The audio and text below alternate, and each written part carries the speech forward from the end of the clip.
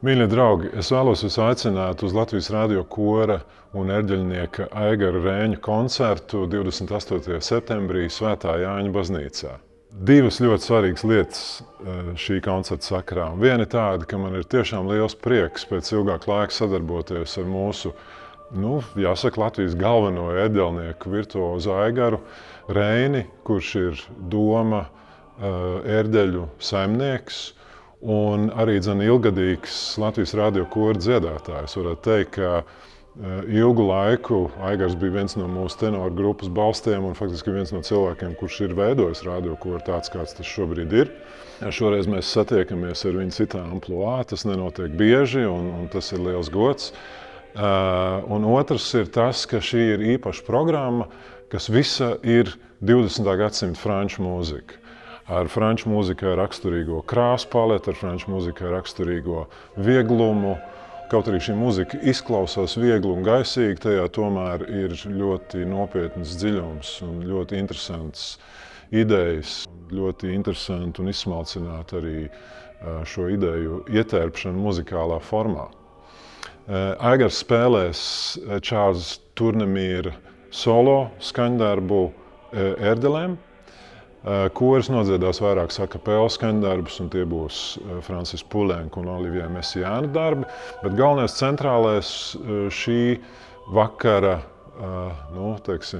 aktieris, vai galvenais šī vakara uzdevums ir Maurice Duruflé un viņa rekviems.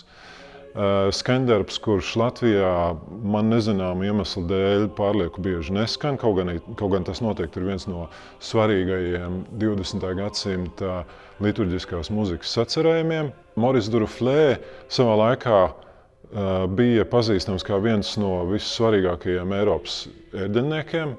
Viņš ir nodzīvojis ļoti garu mūžu, faktiski visu 20. gadsimta garumā. Bet visaktīvākais viņš bija 40., 50., 60. gados.